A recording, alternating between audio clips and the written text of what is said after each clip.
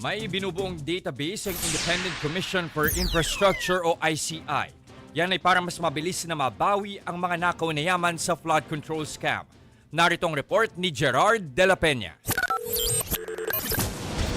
Muling nagpulong ang mga ahensya ng pamahalaan na bahagi ng Technical Working Group na magsisigurong maibabalik ang ninakaw na pera ng bayan mula sa infrastructure projects. Sa ikatlong meeting ng 10 ahensya, as you probably heard in yesterday's 1 trillion rally, the demand is still very strong for people who are involved to, I'd like to see them in jail. ginagawa na raw ang isang kasunduan sa pagitan ng mga ahensya para sa mas mabilis na koordinasyon. Mas madali na makikita kung alin ang mga kasong naisampa at gumugulong na at alin ang mga asset na kailangan mabawi. Sa ngayon, umaabot na sa 11.7 billion pesos ang assets na na-freeze ng Anti-Money Laundering Council.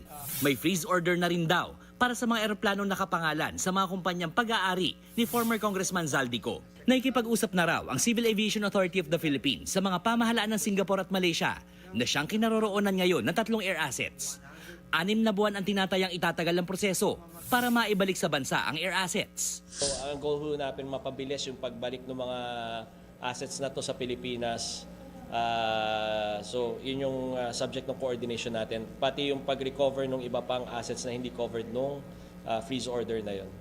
Sa Biyernes, December 5, magkakaroon ng pangalawang auction sa Bureau of Customs para sa pagbebenta ng 4 pang luxury cars na pag-aari ng mga diskaya.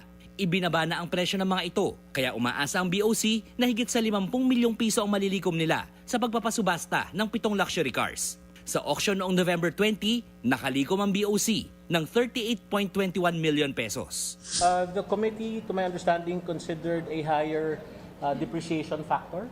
So that's why we were able to adjust the floor price quite substantially.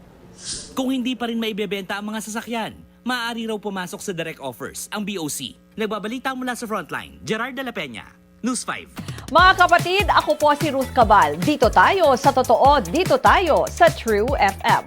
Mag-follow at mag-subscribe din po kayo sa aming social media accounts at True Network PH. Diyan po yan sa aming X na dating Twitter, sa FB, sa Instagram, sa YouTube, sa TikTok at sa mga podcast. At syempre, tutok din po kayo sa Signal True TV Channel 19.